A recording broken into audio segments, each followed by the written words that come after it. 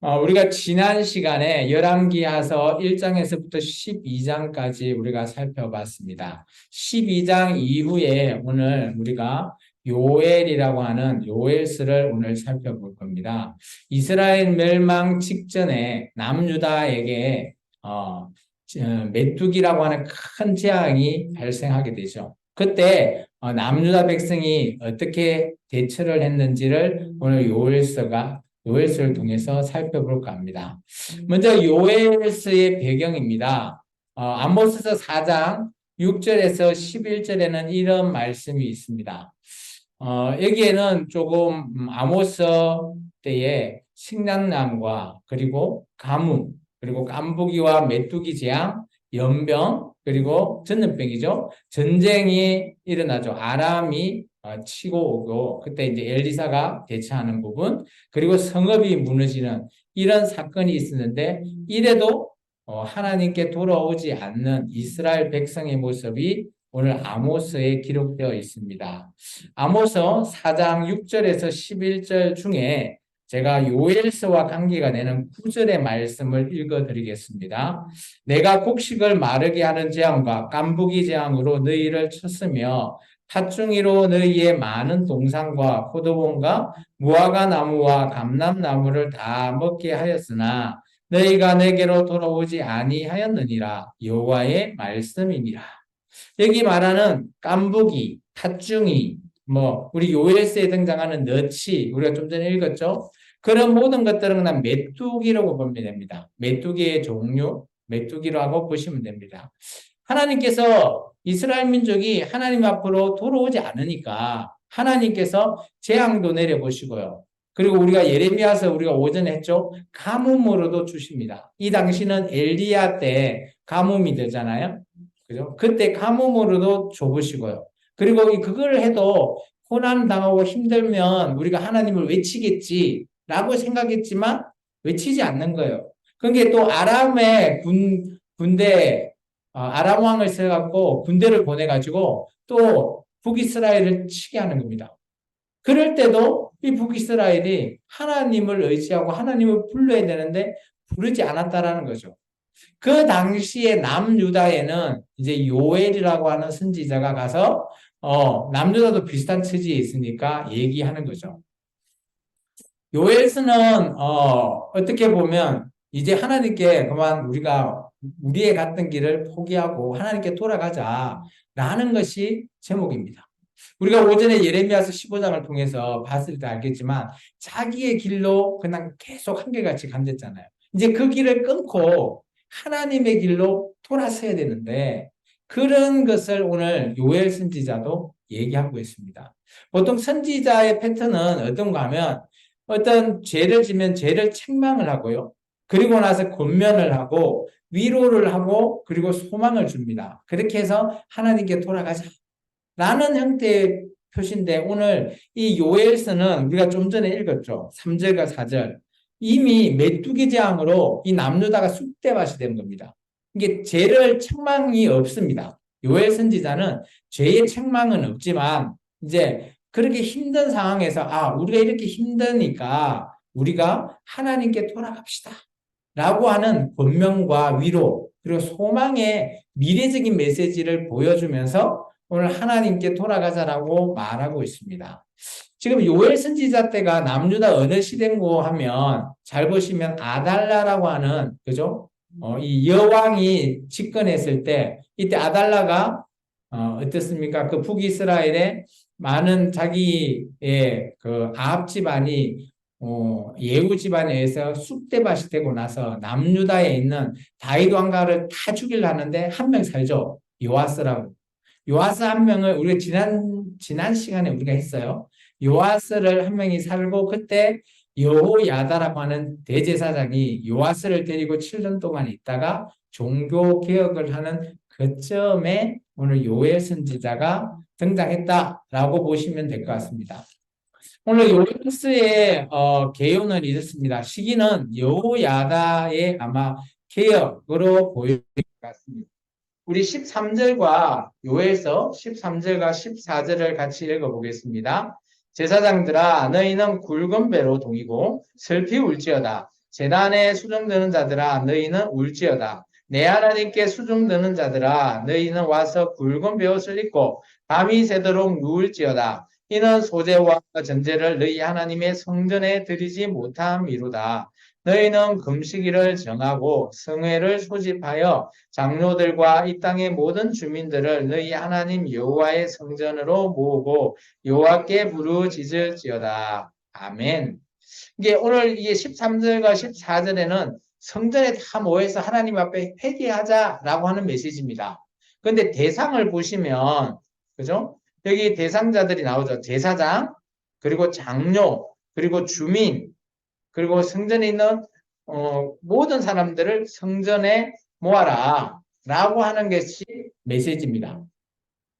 그러다 보니까 여기는 왕이 없죠. 근데 요아스가 이 당시에 7세니까 굳이 성전에 나갈 필요가 없는 거죠. 그래서 오늘 여기에 보면 모이는 대상이 왕이 없기 때문에 학자들은 두 가지를 주장합니다. 첫 번째는 이 여호야다 시대 때 요에스가 쓰여졌다라는 게 있고요. 또 하나는 저 뒤에 바벨론 포로 이후 말라기 때 있잖아요. 그때 포로 기한자가 왔을 때 그때는 성전이나 제사장 다 서지만 왕이 없었잖아요. 그때를 가리킨다라고 하는 학자도 있습니다. 근데 저는 이 여호야다 시대 때가 아마 이때가 아니겠나라고 여겨집니다. 그리고 두 번째, 오늘 이 전하는 메시지가 있습니다. 전하는 메시지는 뭔가 하면 여호와의 날, 그리고 하나님께 돌아오라 라고 하는 메시지입니다. 우리 2장 11절과 12절을 같이 한번 읽어보겠습니다. 여호와께서 그의 군대 앞에서 소리를 지르시고 그의 진영은 심히 크고 그의 명령을 행하는 자는 강하니 여호와의 날이 크고 심히 두렵도다. 당할 자가 누구냐? 여호와의 말씀에 너희는 이제라도 금식하고 울며 애통하고 마음을 다하여 내게로 돌아오라 하리라 하셨나니 이렇게 있죠. 그래서 첫 번째 여호와의 날인데 이 여호와의 날은 그죠? 알고 보니 메뚜기 때라는 거죠. 메뚜기 때. 그 군대 있잖아요. 11절에 그의 군대, 여호와께서 그의 군대, 이 군대가 바로 메뚜기를 가리킵니다. 메뚜기 부대를 보내서 쑥대밭을 만들었다는 거예요. 이제 그런 날이 여호와의 날이라는 겁니다. 이게 여호와의 날 하면 우리는 예수님 재림 때 이렇게만 생각하고 좋은 쪽만 생각하는데 그렇지 않다는 거죠. 그리고 두 번째, 뭘 해야 된다? 금식하고 울고 애통하고 하나님께 돌아가야 된다. 이게 오늘 요엘스의 주요 메시지는 딱 두 개입니다. 하나님의 날, 그때 우리는 회개하고 하나님께 돌아가야 된다라는 메시지죠. 근데 오늘 이 남유다가 하나님께 돌아갔을까요? 안 돌아갔을까요? 저는 돌아갔다라고 봅니다. 그리고 세 번째, 오늘 여기 보면 이른 비와 늦은 비라는 의미가 있습니다. 그죠? 우리 2장 23절을 같이 한번 읽어볼까요? 시온의 자녀들아 너희는 너희 하나님 여호와로 말미암아 기뻐하며 즐거워할지어다. 그가 너희를 위하여 비를 내리시되 이른 비를 너희에게 적당히 주시리니 이른 비와 늦은 비가 예전과 같을 것이라. 여기 보통 이른 비, 늦은 비 해서 그죠? 늦은 비 운동, 뭐 어노인팅, 뭐 이런 형태의 운동을 말하는 그런 사람이 있는데 여기는 그렇게 의미를 뭐 과대하게 해석할 필요가 없는 거예요. 뭔가 하면 지금 상황이 어떠죠? 메뚜기가 쑥대밭이 됐고 가뭄이나 이런 것도 힘들잖아요. 그러면 우리가 곡식을 지으려면 뭐가 필요하죠? 지금도 물이 필요하죠. 비가 필요한 겁니다. 비가. 그래서 이런 비는 뭔가 하면 이스라엘 민족은 이른 비, 늦은 비 해가지고 이른 비는 그 지금 우리가 맥추 감사절 절기잖아요. 이게 맥추 감사 절기는 밀과 보리 추수잖아요. 그러니까 밀과 보리를 심을 때 내리는 비를 이른 비라 그래요. 그리고 이제 여기 이제 이스라엘 민족은 늦은 비는 언제냐? 우리 그 과일 있잖아, 과일, 포도. 여기는 포도나 올리브가 많이 잘 자라거든요. 근데 그때가 자라는 시기가 가을이잖아요. 그때 내리는 비가 늦은 비예요. 이게 쉽게 말해서 곡식들이 한참 시작하기 전에 비를 통해서 이것이 연결고 자라게 하는 정말 어떻게 보면 영양분이 최고인 그런 비를 가리키는 거예요.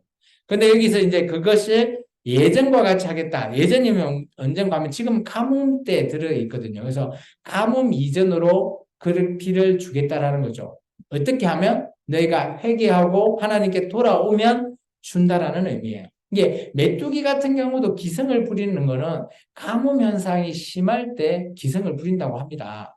그죠? 이제 그럼 지금 우리나라도 메뚜기가 뭐 많이 있긴 한데 그렇게 심하진 않아요. 나중에 제가 보여줄 건데 뭐 전 세계적으로 메뚜기 때는 어마어마하게 그냥 곡식을 다 쓸고 간다고 합니다. 그거는 조금 이따 우리가 영상으로 한번 볼게요. 그리고 네 번째, 어, 아까 예언서의 그 주요 그 순서 있잖아요. 책망, 그리고 나서 뭐 소망이 있잖아요. 소망. 겉면 위로 소망. 소망에 대한 메시지가 있습니다. 이게 이제 예루살렘, 지금 이곳이 남유다니까 예루살렘의 3대 회개 사건에 대한 소망, 앞으로 일어날 소망. 이게 지금 현재 아마 요엘 선지사가 전했을 때에 한 번 하고 두 번은 먼 미래적인 내용을 얘기하고 있습니다. 우리 2장 28절부터 32절까지입니다. 자, 32절을 먼저 읽을게요. 이때가 요엘 때에 보내주는 소망의 메시지입니다. 32절요. 누구든지 여호와 이름을 부르는 자는 구원을 얻으리니 이는 나 여호와의 말대로 시온산과 예루살렘에서 피할 자가 있을 것이며 남은 자 중에 나 여호와의 부름을 받은 자가 있을 것임이니라. 아멘. 이게 회개를 했을 때 하나님의 부름을 받을 자가 있다라는 어떻게 보면 소망을 주는 메시지가 있죠. 그리고 두 번째, 언젠가 하면, 이때는, 우리 때는 과거고, 요엘 선지자 할 때는 미래적인 메시지입니다. 28절과 29절입니다. 그 후에 내가 내 영을 만민에게 부어주리니 너희 자녀들이 장래 일을 말하는 것이요. 늙은이는 꿈을 꾸며 너희 젊은이는 이상을 볼 것이며 그때에 내가 또 내 영과 남종과 여종에게 부어줄 것이며 이때가 언젠가 하면 오순절 성령 강림입니다. 빈 곳에 오순절 성령 강림 해서 사도행전 2장이라고 적어 놓으시면 되겠죠. 그리고 또 한 번의 예루살렘의 회개 사건이 있습니다. 이때가 언젠가 하면 예수님께서 재림할 때입니다.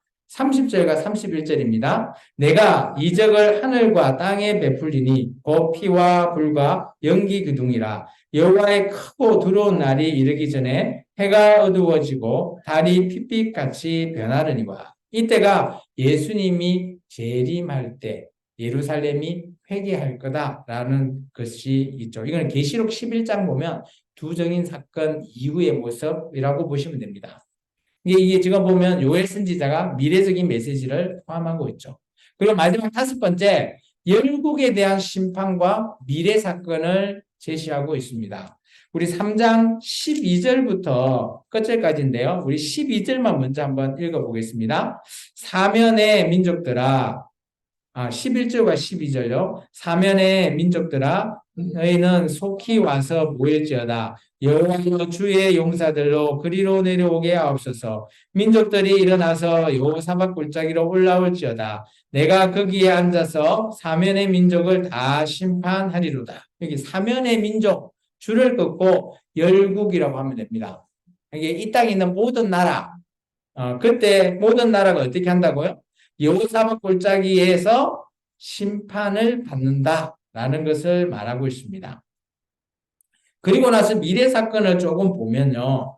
15절에 보면 해와 달이 캄캄하여 여호와 날을 얘기합니다. 별들이 그 빛을 거둔다. 이건 요한계시록의 6번째인 사건이 되어질 때 그때의 모습을 좀 가리키는 것 같기도 하고요. 그리고 20절과 21절을 같이 한번 읽어보겠습니다. 유다는 영원히 있겠고 예루살렘은 대대로 있으리라. 내가 전에는 그들의 피 흘림을 당한 것을 갚아주지 아니하였거니와 이제는 갚아주리니 이는 여호와께서 시온에 거하십니다. 피 흘림 이게 뭔가 하면 이제 먼 미래적인 모습으로 보면 이게 요한계시록을 보면 다섯 번째 인 순교자의 인을 떼었을 때 하나님께서 신원해 주겠다. 조금만 기다려라. 라고 하는 그때일 것 같고요. 이제 또 피 흘림을 갚아준다. 라는 이런 의미로 바울은 로마서에서 이렇게 이해하고 있습니다. 로마서 11장에 보면 이제는 이방인의 수가 찰 때까지, 그때까지 기다려달라라고 하는 그런 의미로도 좀 해석을 할 수 있습니다. 이때가 영원히 있겠다라는 게 뭔가 하면, 나중에 예수님의 재림, 뭐 그 이후의 모습으로까지 우리가 좀 해석은 해볼 수 있습니다만은 정확하게 이것이 그때다라고 말할 수는 없을 것 같습니다. 어쨌든 간에 요엘서는 요엘 당시에 회개하고 하나님께 돌아와 달라라고 하는 게 주요 메시지죠. 그리고 그때에 일어날 미래적인 소망의 메시지와 미래의 사건의 모습을 이렇게 예언적으로 보여준 메시지라고 보시면 됩니다. 그러면 여기서 메뚜기 재앙이 있는데요. 메뚜기 재앙을 한번 보면 이 잘 보이나요? 이 사람의 형상인데 막 날리는 거 이런 쪽이 다 메뚜기라고 합니다. 이런 것이 메뚜기 크기 좀 보이나요? 이게 뭐 카메룬 이런 쪽에 메뚜기래요. 막 사람이 손바닥만한 메뚜기가 있대요. 여기는 호주라고 하는데 사람 완전히 너무 징그럽죠. 여기는 멕시코인데 봐요. 어린애인지 모르겠는데 막 이거 들고 두드려 패는 장면. 자, 이 영상을 한번 봐볼게요. 이게 또 링크가 안 걸렸네요. 죄송합니다. 이건 러시아에 메뚜기가 막 일어나는 그런 장면을 저 영상을 가져왔는데, 링크가 제대로 안 걸렸네요. 죄송합니다. 어쨌든 간에 이런 메뚜기 재앙으로 말미암아, 그죠? 온 인류가 지금도 고통을 당합니다. 이거 지금 최근이에요, 최근. 2000년도 넘었어요. 2006년에서, 그죠? 2010년? 뭐 한 그 정도의 영상이에요. 이거 지금 가지고 온 게. 그러다 보니까, 현재도 아마 가뭄이 든 나라 있잖아요. 그런 데는 메뚜기가 배고프니까, 가뭄이 들면 먹을 게 없잖아요. 메뚜기도 마찬가지거든요. 막 다니면서 이렇게 먹는다고 합니다. 이게 우리나라는 메뚜기가 있긴 있지만 이렇진 않잖아. 감사해야 될 줄 믿습니다. 네. 네. 오늘 마지막 키 메시지는 이겁니다. 같이 한번 읽어볼까요? 온 세상이 하나님을 인정하게 하는 것은 교회에게 달렸다. 정말 재앙이라고 할 정도 이런 메뚜기 재앙도 우리 손으로는 할 수 없잖아요. 근데 그런 모든 것에 어떻게 보면 하나님께서, 그죠? 그걸 다 뭐 재앙을 이렇게 내리고 싶어서 내릴 수도 있고 아닐 수도 있겠지만 이런 모든 것들, 재앙이나 이런 것들은 세상 사람들이 하나님을 좀 알게 한다라는 그런 측면에서 우리가 볼 때 우리 교회가 정말 중요하다는 거예요. 온 세상이 하나님을 인정하게 한다는 것, 하나님이 살아계신다? 이것은 우리 교회가 전도하지 않으면 알 수 없는 거잖아요. 따라서 오늘 요엘서를 보면 물론 자연 재앙을 말미암아 하나님에게 돌아가자라는 메시지지만 오늘 교회가 마찬가지예요. 교회도 하나님에게 이런 재앙은 아니더라도 없더라도 우리가 하나님을 올바르게 전하면 그들이 하나님께 돌아갈 수 있는 거죠. 그렇게 돌아간다면 이런 재앙도 생기지 않는다고 봅니다. 어쨌든 간에 교회인 저와 여러분이 열심히 하나님을 증거하자라는 메시지가 하나님께 돌아가자라는 메시지가 바로 요엘 메시지라고 저는 여겨집니다. 오늘 우리가 또 전도가 잘 안 되는 세상이지만 시기지만 그래도 열심히 전도해서 하나님의 기쁨을 우리가 줄 수 있는 저와 여러분이 되기를 주의 이름으로 축원합니다. 기도하겠습니다.